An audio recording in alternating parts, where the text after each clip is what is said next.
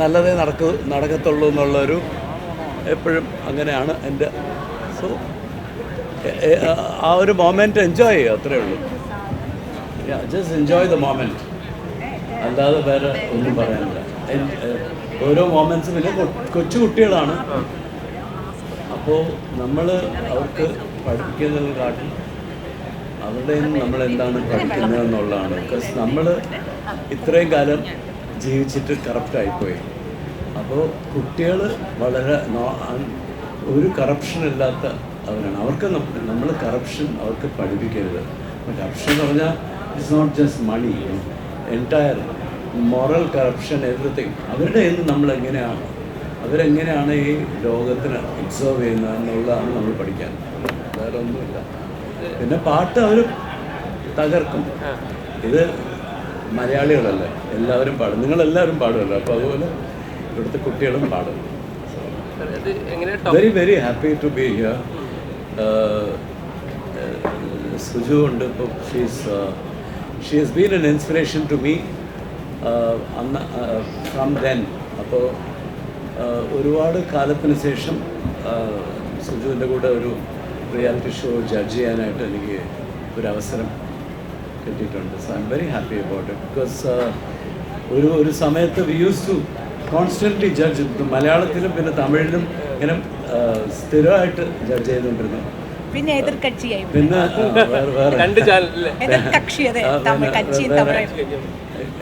എതിർകക്ഷിയായി, പിന്നെ ഇപ്പോൾ ഇവിടെ get together. But there is no എതിർകക്ഷി as well as music when where music is concerned. So very happy to be here.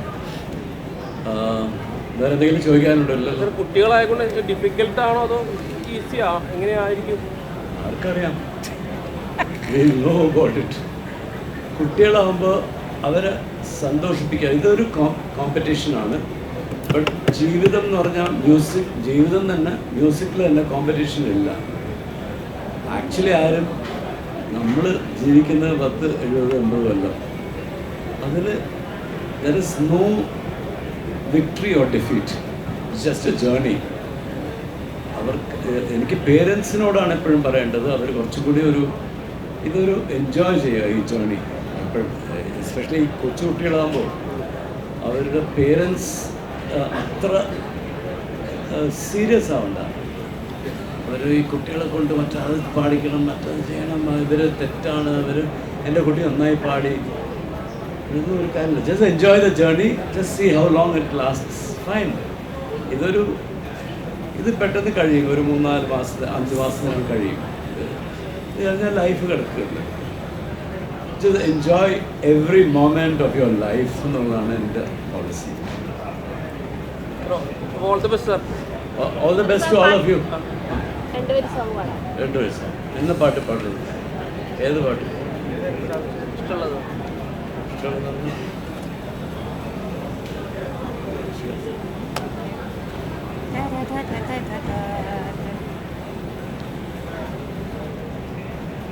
മുത്ത് പോലെ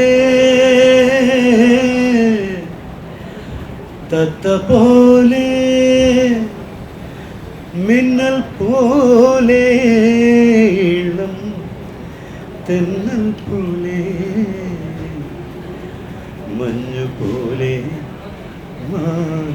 കുഞ്ഞു പോലെ മുല്ല പോലെ നിലാചിന്ത പോലെ അവൾ പഞ്ചവർണ്ണ പടവിൽ കൊഞ്ചിയെത്തും കുളിരിൽ നെഞ്ചലിഞ്ച കിളി പോലെ അവൾ അഞ്ചിതളിൽ പടരും പഞ്ചമത്തിൻ മടിയിൽ. Thank you. അടിപൊളി. നൈസ്. മാം ഇതായിട്ട് ഒരു സംഗീത പരിപാടി കൂടി വരികയാണ്, എങ്ങനെയുണ്ട് പ്രതീക്ഷകൾ? ഒരുപാട് പ്രതീക്ഷയുണ്ട്. കാരണം ഞാൻ ജി സരിഗമപ തുടങ്ങിയത് തൊട്ട് ഇതിലുള്ള ആളാണ്. ഞാൻ വളരെ അറ്റാച്ച്ഡ് ആണ് ഈ ഷോ ആയിട്ട്. ഓരോ സീസൺ തുടങ്ങുമ്പോഴും നമ്മൾ ഏറ്റവും ഭംഗിയായിട്ട് വരണം എന്നാണ് പ്രാർത്ഥിച്ച് തുടങ്ങണം. ഇത്തവണയും പ്രത്യേകിച്ച് കുഞ്ഞുങ്ങളുടെ സീസൺ ആകുമ്പോൾ അതിന് എപ്പോഴും ഒരു പ്രത്യേകതയാണ്. അവിടെ പിള്ളേർ കുറച്ചു നേരം പാടുന്ന കണ്ടപ്പോൾ അടിപൊളിയാണെന്ന് തോന്നുന്നു. നിങ്ങളുടെയൊക്കെ പ്രാർത്ഥന ഉണ്ടാവണം. എല്ലാ കുട്ടികളും നല്ലോണം പെർഫോം ചെയ്യട്ടെ, അതാണ് ആഗ്രഹം. സീസൺ 1 ഇതൊരു മാറ്റങ്ങൾ ഉണ്ടാവുമോ? സീസൺ 1 ജഡ്ജസ് മാറിയിട്ടുണ്ട്, കുറച്ച് ജൂറി മാറിയിട്ടുണ്ട്. സീസൺ 1 ഒരു പ്രത്യേക സീസണായിരുന്നു, ഇത് പറയാതിരിക്കാൻ വയ്യ. അതൊരു ആർമാദമായിരുന്നു ഞങ്ങൾ. അതുപോലെ കിട്ടണമെന്നാണ് ഞങ്ങളുടെ ആഗ്രഹം. നോക്കട്ടെ, അതിനൊരു എനർജി തന്നെ വരും. കുട്ടികളിൽ എന്ന് പറയുമ്പോൾ ഒരു വേറെ എനർജിയാണ്. നമ്മൾ മറ്റേത് സീനിയേഴ്സ് ആയിരുന്നു. കുട്ടികൾക്ക് നമ്മൾ കുറച്ചും കൂടെ വേറെ ടൈപ്പ് ഡീൽ ചെയ്താലേ നടക്കുള്ളൂ. അപ്പോൾ പാവം ഇയാളെ അരക്കി പിടിച്ച് ഞെക്കിത്തള്ളില്ല. വേറെ ആർക്കും ഒന്നും ചോദിക്കാനില്ല.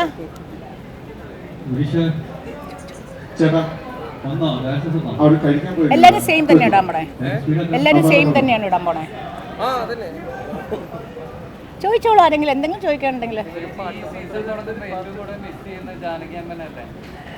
അയ്യോടാ, ജാനകി അമ്മ ഞങ്ങൾ ഈ സീസണിൻ്റെ ആവശ്യമൊന്നുമില്ല, ഞങ്ങൾ എപ്പോഴും മിസ് ചെയ്യും ജാനകി അമ്മ. ജാനകി അമ്മ എന്ന് പറഞ്ഞാൽ എന്താ പറയണേ, ഞങ്ങൾക്കൊക്കെ ഞങ്ങളുടെ ചക്കര കുട്ടിയായിരുന്നു. യങ്സ്റ്റേഴ്സിനെ ഇത്രയധികം പ്രൊമോട്ട് ചെയ്യുന്ന ഒരു സിംഗർ എന്ന് പറയാം. ജാനകിയമ്മയുടെ അടുത്ത് പോയിരുന്ന എല്ലാവരും പാടണം, അതായിരുന്നു ജാനകിയമ്മയ്ക്ക് ഏറ്റവും ഇഷ്ടമുള്ള കാര്യം. അടുത്ത് പോയിരുന്ന് പാടിയ ഓരോ പാട്ടുകൾ, ജാനകിയമ്മ പാടിയ പാട്ടുകൾ, നമ്മൾക്ക് കുറേ പാട്ടുകൾ, നമ്മൾ വിചാരം എല്ലാ പാട്ടും അറിയാമെന്നാണ് നമുക്ക് ജാനകിയമ്മയുടെ. പക്ഷേ ഒരുപാട് പാട്ടുകൾ ജാനകിയമ്മ നമുക്ക് യൂട്യൂബ് ലിങ്കൊക്കെ അയച്ചു തരും. എന്ത് ക്യൂട്ടാണ് അറിയാമോ, ഇൻ്റെ പാട്ട് കേട്ടിരിക്കാന്ന് പറഞ്ഞിട്ട് അത് അയച്ചു തരും. അപ്പോൾ അപ്പോഴാണ് നമ്മൾ അറിയണത് ജാനകിയമ്മ ഇപ്പോൾ പ്രസൻറ്റിലാണ് ജീവിക്കണത്, എല്ലാ കാര്യവും അപ്ഡേറ്റഡ് ആണ്. സോ ഡെഫിനറ്റ്ലി എന്തിനെ പറ്റി ഇതൊന്നും ഇടല്ലോ കേട്ടോ, പോടാതൊന്നും അതേ ഇടുള്ളൂ. പാടാൻ മാത്രം പറയരുത്, അത് നമ്മുടെ എന്താ പറയണേ, പാടും. ഞാൻ ഇവിടെ ഒക്കെ പാടും. അതിന് കുറച്ച് പ്രിപ്പറേഷനൊക്കെ വേണം. ഇപ്പോൾ ദാ ഊണ് കഴിച്ച് വന്നിട്ടേ ഉള്ളൂ. ജീവച്ചേട്ടൻ പാടാൻ എത്രയോ ജന്മമായി നിന്നെ ഞാൻ തേടുന്നു. കണ്ട അത്രമേലിഷ്ടമായി നിന്നെ ചേച്ചിയെ കണ്ടോ. ആരെങ്കിലും വിചാരിച്ചാണോ ചേച്ചിയെ പോലെ ലെജൻഡ് കൊണ്ട് പാടാൻ പറ്റുമെന്ന്? എന്തായാലേ. ഹലോ ഗൈസ്, ഒരു ഗുണമുണ്ടായി, പാട്ടൊക്കെ പാടാൻ തുടങ്ങി. നിന്നെ എനിക്കറിയാം, നീ ചോദിച്ചോ, നിന്റെ വീഡിയോ എന്തായാലും ഉണ്ട് കേട്ടോ. ഫസ്റ്റ് സീസണിലെ പാട്ട് കേട്ടിട്ടില്ലേ? ഫസ്റ്റ് സീസണിലും സെക്കൻഡ് സീസണിലോ മറ്റേ പിന്നെ പഞ്ചവർണ്ണക്കുള്ളിലെ ഫസ്റ്റ് സീസൺ ഭയങ്കര ഹിറ്റാണ്. ആ പഞ്ചവർണ്ണക്കുള്ളിലെ പാട്ട് സിനിമാ പാട്ടിനെ കേട്ടത് ഹിറ്റായി. ആങ്കർ ജീവ തന്നെയാണല്ലേ. സരിഗമ ആങ്കർ ജീവയാണ് രജിസ്റ്റർ ചെയ്തേക്കണേ. കഴിഞ്ഞോണം നമ്മുടെ രഞ്ജിനി ഉണ്ടായിരുന്നു. രഞ്ജിനിയുടെ സ്റ്റൈല് രഞ്ജിനി രസമായിട്ട് ചെയ്തിരുന്നു. പക്ഷെ ഞങ്ങൾ കഴിഞ്ഞോണം ചെന്നൈയിലാണ് ചെയ്തത്. അതിൻ്റെ കുറച്ച് പ്രോബ്ലംസ് ഉണ്ടായിരുന്നു. പക്ഷെ ഇത്തവണ കൊച്ചിയിൽ തന്നെ വീണ്ടും ചെയ്യുന്നു, അതിൻ്റെ സന്തോഷം. ഞാൻ കുടുംബത്തിലേക്ക് തിരിച്ചു വന്നു. സരിഗമ്പയെന്നാണ് തുടങ്ങിയത്. സരിഗമ്പ ചെയ്തതിന് ശേഷമാണ് ഈ പറയുന്ന ഒരുപാട് പേര് ഇതുപോലെ ക്യാമറയായിട്ട് മുമ്പിൽ വന്ന് നിന്ന് ചോദ്യങ്ങൾ ചോദിച്ചു തുടങ്ങിയത്. അപ്പോൾ തിരിച്ച് ആ കുടുംബത്തിലേക്ക് ഒരു 2-3 വർഷത്തെ ഗ്യാപ്പിന് ശേഷം അപ്പോൾ അതിൻ്റെ സന്തോഷം അത് നിങ്ങളോട് പറയാൻ നിങ്ങളെ വിളിച്ചു. നിങ്ങൾ വന്നപ്പോൾ നിങ്ങളെ കണ്ടതിൻ്റെ ഒരു സന്തോഷം. പിന്നെ എന്തൊക്കെ ഉണ്ട്? പുതിയ കളികളൊക്കെ ഉണ്ടാവോ? ഉണ്ട് എല്ലാം ഉണ്ട്. ഇപ്രാവശ്യം ചെറിയ പിള്ളേരായതുകൊണ്ട് നമ്മുടെ വഴിക്ക് അവർ വരില്ല, സോ അവരുടെ വഴിക്ക് നമ്മൾ പോകണം.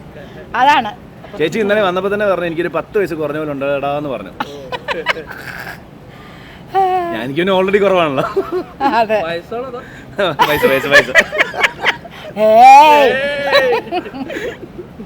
നീ ഭക്ഷണം കഴിച്ചാ? നമ്മള് സ്ഥിരം കാണുന്നത് സ്ഥിരം ആൾക്കാരൊക്കെ. പിന്നെന്താ? അപ്പൊ ഇതാണ് ഇവരാരെന്തൊന്നും ചോദിക്കാത്തേ? നല്ലൊരു തുടക്കം പോകണല്ലോ. അപ്പൊ പിന്നെ വെറുതെ ഇവര് ജെൻസി ആണോ? എന്നെ ഒന്നും അറിയില്ല എന്ന് തോന്നുന്നു ഇവർക്ക്. പാടിയാൽ ഏറ്റവും ഫേവറേറ്റ് ഞാൻ പാടിയ പട്ടക്ക് എനിക്ക് ഇഷ്ടം. എൻ്റെ ഏറ്റവും കാട്രിൻ മൊഴി എൻ്റെ വേണം മോനെ. ഇപ്പൊ വേണ്ട, അപ്പൊ ഞാൻ എത്രയോ ജന്മമായി പാടി കഴിഞ്ഞില്ലേ. അതെ. ചേച്ചിയുടെ സമയത്തൊക്കെ ഈ പ്രായത്തിലൊക്കെ ഈ ഇങ്ങനത്തെ പരിപാടി ഒന്നും ഉണ്ടായിട്ടില്ലല്ലോ.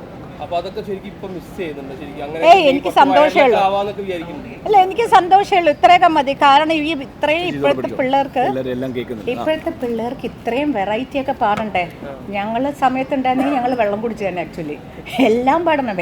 വെസ്റ്റേൺ പാടണം, കർണാട്ടിക് പാടണം, ലൈറ്റ് മ്യൂസിക്, ഫോക്ക്, എല്ലാ വെറൈറ്റിയും പാടിയാലേ കോമ്പറ്റീഷനിൽ സക്സസ്ഫുൾ ആവുള്ളൂ ഇല്ലേ. അപ്പോൾ അതൊരു ഭാഗ്യമാണ്. നമുക്ക് എല്ലാ സിംഗേഴ്സിനും ഒരു സ്ട്രെങ്ത് ഉണ്ട്. നമുക്ക് നമ്മുടെ സ്ട്രെങ്ത് കാണിച്ച് ആണ് ഞങ്ങളൊക്കെ എസ്റ്റാബ്ലിഷ് ചെയ്തേക്കണം. സോ അതൊരു ഭാഗ്യമാണെന്ന് തന്നെ പറയാം. പക്ഷേ കുറച്ചും കൂടെ മേ ബി ഈസി ആൾക്കാരുടെ അടുത്ത് എത്താൻ കുറച്ചും കൂടെ എളുപ്പമായിരുന്നു. മറ്റേത് എത്ര വർഷം കഴിഞ്ഞിട്ടാണോ ഞങ്ങളുടെയൊക്കെ മുഖം മനസ്സിലായത്, എത്ര നാൾ കഴിഞ്ഞു. പിന്നെ അപ്പോഴൊന്നും ഡ്രസ്സും ചെയ്യണ്ട, വെറുതെ ഒരു നമുക്ക് സ്റ്റേജിൽ കയറുമ്പോൾ പേടിയാണ്. കുറച്ച് നമ്മൾ ഡ്രസ്സൊക്കെ ചെയ്ത് കഴിഞ്ഞാൽ അയ്യോ പാട്ട് ശരിയായില്ലെങ്കിലോ എന്ന്. ഇപ്പോൾ ഫസ്റ്റ് സാരി നമ്മൾ പ്രോഗ്രാമിന് വരണതിന് മുമ്പ് എന്താ സാരി കൊടുക്കണം, എന്താണ്, അതാണ് പ്രോഗ്രാം ആൾക്കാർ തന്നെ നമ്മളത് പറയും. അപ്പോൾ so how you present your self എല്ലാം ഇപ്പോൾ ഇമ്പോർട്ടൻ്റ് ആണ്. പഴയ പാട്ടുകൾക്ക് എത്രത്തോളം പ്രാധാന്യം കൊടുക്കുന്നുണ്ട് ഈ ഒരു സീസണിൽ? പഴയ ഓൾഡ് പിള്ളേർക്ക് കംഫർട്ടബിൾ ആയിട്ടുള്ള പാട്ടുകൾ, പഴയ പാട്ടും അങ്ങനെ നല്ല പാട്ടുകൾ ചൂസ് ചെയ്യും. എല്ലാം ഒരു മെലഡി മാത്രമല്ലാതെ അടിപൊളി പാട്ടുകളും ഒക്കെ വേണം, എന്നാലേ രസമുള്ളൂ പ്രോഗ്രാമിന്. അപ്പോൾ കുട്ടികൾക്ക് ഏതൊക്കെ കംഫർട്ടബിൾ അവർ രസമായിട്ട് അവതരിപ്പിച്ചാൽ ഞങ്ങൾ ഹാപ്പി. ഈ പുതിയ ജെൻസി പിള്ളേരൊക്കെ റാപ്പിൻ്റെ ഇതൊക്കെ ഉണ്ടാവുമോ? റാപ്പ് ഉണ്ടാവാൻ സാധ്യതയുണ്ട്. Rap is very difficult actually. നമ്മൾ ഈസിയാന്ന് പറയാൻ പറ്റാതെ ഭയങ്കര ഡിഫിക്കൾട്ടാണ്. ആലോചിച്ച് നോക്കാം, ഞങ്ങൾക്കത്തെ റാപ്പ് വന്നിരുന്നെങ്കിൽ ഞങ്ങൾ പെട്ടേനെ.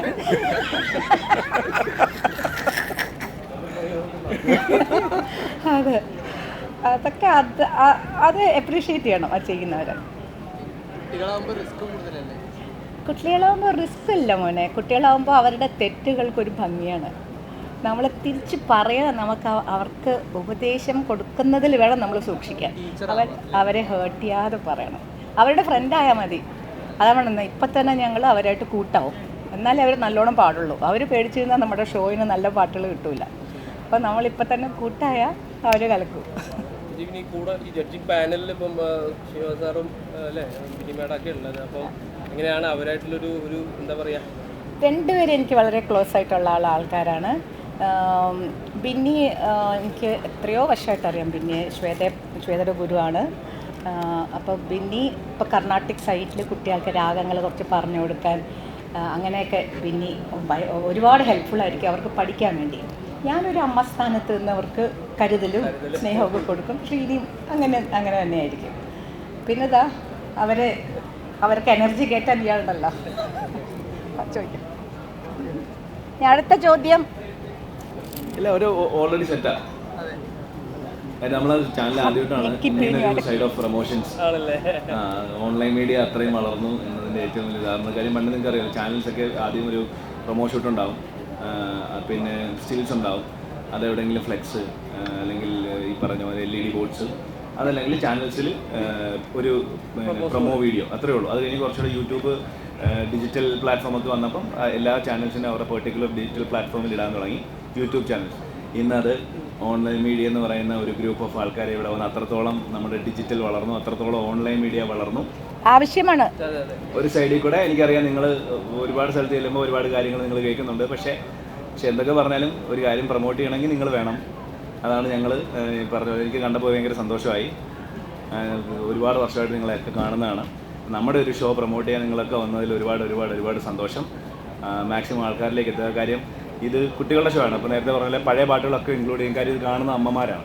അതിനപ്പുറത്തേക്ക് ഇതൊരു യങ്ങർ ജനറേഷനിലോട്ട് ചെല്ലണമെന്നുണ്ടെങ്കിൽ നമ്മളിപ്പോൾ ഏറ്റവും പുതിയ ഡിജിറ്റൽ മീഡിയ ഏറ്റവും പരമാവധി നന്നായിട്ട് ഉപയോഗപ്പെടുത്തുക. നിങ്ങളുടെ എല്ലാവരുടെയും ഹെൽപ്പ് നമുക്ക് ആവശ്യമാണ്. അതിനെല്ലാവരും വന്നതിൽ ഒരുപാട് സന്തോഷം.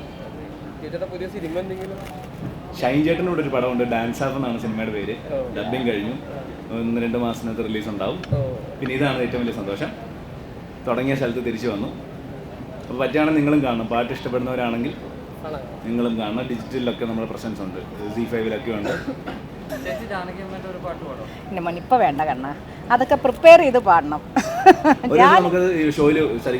ഞാൻ പാടാം. ഞാൻ ഏത് പാട്ട് പാടും, ഏതെങ്കിലും ഞാൻ തീർച്ചയായിട്ടും ഞാൻ പാടും. ജാനകിയമ്മയുടെ ഒരു പാട്ട് പാടാൻ അതിനൊരു സംശയമില്ല. അത് കുറച്ചും കൂടെ വാമപ്പ് ഒക്കെ വേണം. വയസ്സായില്ലേ, വാമിങ് അപ്പ് ഒക്കെ ചെയ്താൽ ഒരു അരമണിക്കൂർ പോയി ഒക്കെ ചെയ്താലേ പാടാൻ പറ്റുള്ളൂ. ആ അതെ അതെ അതെ അതെ അതെ അതെ അതെ. ആ ശരി മോനെ, അതിന് ഞാൻ എന്ത് റിപ്ലൈ തരണം? ഞെട്ടും. ആ റിപ്ലൈ കേട്ടാൽ നിങ്ങൾ ഞെട്ടും. പിന്നെ എനിക്ക് ഭയങ്കര ഇഷ്ടമാണ്, എനിക്കിഷ്ടമാണ്. ഞാൻ എല്ലാം എനിക്ക് കുറേയൊക്കെ ഞാൻ കാണും. ചിലത് കമന്റ്സ് ഒക്കെ കാണുമ്പോൾ സങ്കടം വരും ചിലപ്പോൾ. പിന്നെ അതെ, ഇപ്പൊ ഒരു എന്താ പറയുക, കുറേ കമന്റ്സ് ഒന്നും ഞാൻ ശ്രദ്ധിക്കാറില്ല. പക്ഷെ എൻ്റെ അമ്മയ്ക്ക് ഭയങ്കര സങ്കടം, മോളേ എന്ന് പറഞ്ഞ് വരും. എന്താ അവരിങ്ങനെ എഴുതിയേക്കണേ. അപ്പോൾ അത് ഓരോ ആൾക്കാരുടെ ഇഷ്ടങ്ങളല്ലേ, അവർ എഴുതട്ടെ ഇരുന്ന്. നല്ലതും വരും, നല്ലത് കാണുമ്പോൾ സന്തോഷം. ശ്വേത നോക്കാറില്ല. ഞാൻ തന്നെ ഇരുന്ന് സമയം എപ്പോഴാ സമയം കൊച്ചിനെ വിളിക്കാൻ വേണ്ടി സ്കൂളിൽ പോകും. അപ്പോൾ അവിടെ വരാൻ ലേറ്റ് ആകുമ്പോൾ അപ്പോഴാണ് ഇതെല്ലാവരും നോക്കണേ. എല്ലാം ചോദിക്കല്ലേ, സത്യം മാത്രമേ പറയുള്ളൂ. അതെന്തെങ്കിലും പറഞ്ഞു പോകും ഞാൻ. അയ്യോ, ഷോ തുടങ്ങുന്നതിന് മുന്നേ ഹിറ്റാവും.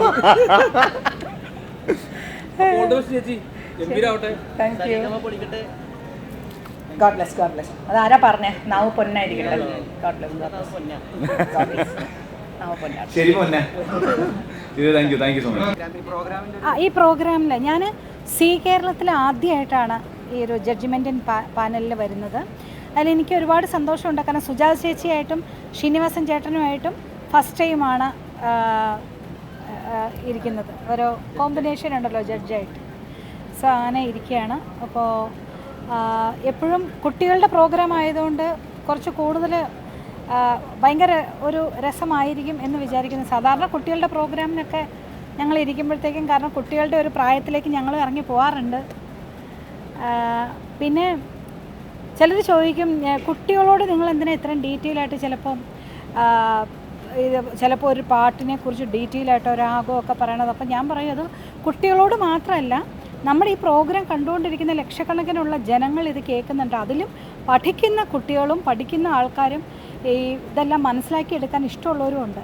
അപ്പോൾ അവർക്കും കൂടെ വേണ്ടി കോമൺ ആയിട്ടാണ്, എന്നാൽ നമ്മുടെ കുട്ടികൾക്കും പ്രയോജനപ്രദമായിരിക്കും. അങ്ങനെയാണ് പറയുന്നത്. അതെ അതെ അതെ. ആ കണ്ടിട്ടുണ്ട്. ഭയങ്കര രസമായിരുന്നു. പ്രത്യേകിച്ച് ജീവ ഒരു വണ്ടർഫുൾ ആങ്കറാണ്. അപ്പം ജീവയുടെ ഒന്ന് രണ്ട് ചിലത് റിപ്പീറ്റ് അടിച്ച് ഞാൻ ചില ഇൻസിഡൻസ് ഒക്കെ കണ്ടിട്ടുണ്ട്. ഭയങ്കര രസമാണ്, നല്ല രസമാണ്. ഇവിടുത്തെ ഒരു വെറൈറ്റി, വേറൊരു രീതിയിൽ ഗംഭീരമാണ്. സോ വളരെ എക്സൈറ്റഡ് ആയിട്ടിരിക്കുകയാണ്.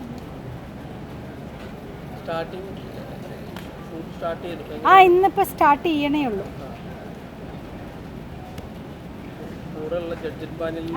സുജാത ചേച്ചി, ശ്രീനിവാസ് സാർ.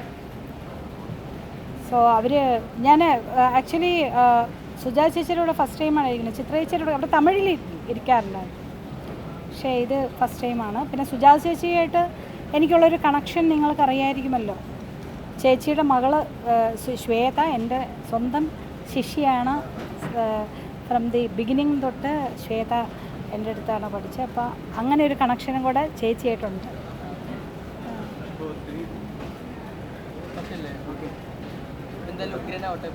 Thank you.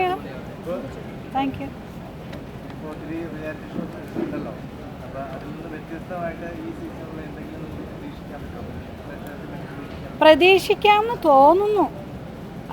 കാരണം ഇപ്പോൾ തുടങ്ങാൻ പോകുന്നത് കൊണ്ട് നമുക്കൊന്നും റിവീൽ ചെയ്യാൻ പറ്റത്തില്ല.